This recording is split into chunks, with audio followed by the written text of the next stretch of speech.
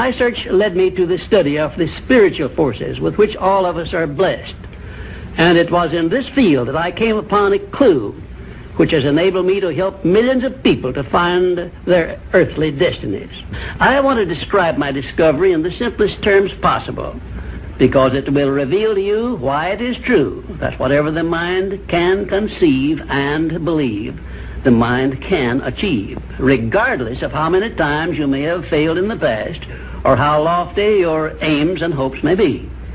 I caught my first fleeting glimpse of the profound law which provides the means by which we may choose our own purpose in life and attain it, while I was being coached by Andrew Carnegie during the organization of the Science of Success philosophy. I had just finished telling Mr. Carnegie that I feared he had chosen the wrong person to give the world the first practical philosophy of personal success because of my youth, my lack of education, and my lack of finances. Well, at this point, Mr. Carnegie delivered a lecture that I shall never forget, because it changed my entire life and paved the way for my helping to change the lives of millions of people, some of them not yet born. Let me call your attention to a great power which is under your control, said Mr. Carnegie. A power which is greater than poverty, greater than the lack of education, greater than all of your fears and superstitions combined. It is the power to take possession of your own mind and direct it to whatever ends you may desire. This profound power, Mr. Carnegie continued, is the gift of the Creator, and it must have been considered the greatest of all of his gifts to man, because it is the only thing over which man has the complete and unchallengeable right of control and direction. When you speak of your poverty and lack of education, Mr. Carnegie explained, you are simply directing your mind power to attract these undesirable circumstances, because it is true that whatever your mind feeds upon, your mind attracts to you. Now you see why it is important that you recognize that all success begins with definiteness of purpose, with a clear picture in your mind of precisely what you want from life.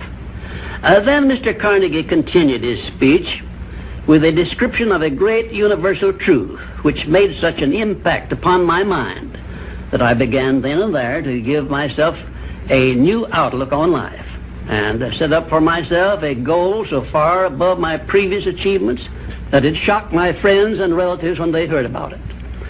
Everyone, said Mr. Carnegie, comes to the earth plane blessed with the privilege of controlling his mind power and directing it to whatever ends he may choose.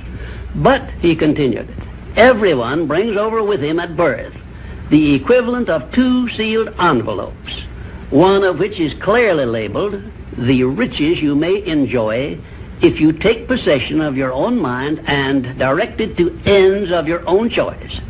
And the other is labeled, the penalties you must pay if you neglect to take possession of your mind and direct it.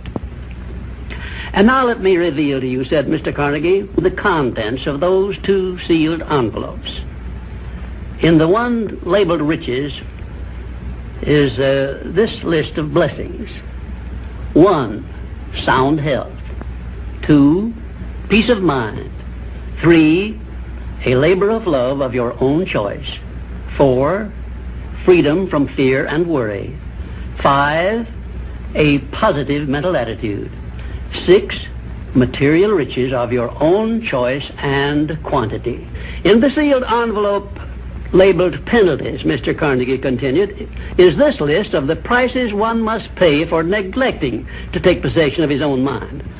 1, ill health. 2, fear and worry. 3, indecision and doubt. 4, frustration and discouragement throughout life. 5, poverty and want. 6, and a whole flock of evils consisting of envy, greed, jealousy, anger, hatred, and superstition.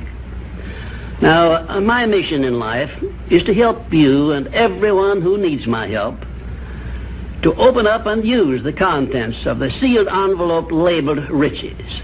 And the starting point from which you must take off if you wish to write your own ticket from here on out for the remainder of your life, I will describe for you in these simple instructions. 1, procure a neat pocket-sized a notebook, oh, something on the order of this one here, loose leaf affair. And on page 1, write down a clear description of your major desire in life, the one circumstance or position or thing which you will be willing to accept as your idea of success. And remember before you begin writing that your only limitations are those which you set up in your own mind or permit others to set up for you. And 2, on page 2 of your notebook, write down a clear statement of precisely what you intend to give in return for that which you desire from life. And then start in right where you stand now to begin giving. And 3, memorize both of your statements, what you desire and what you intend to give in return for it.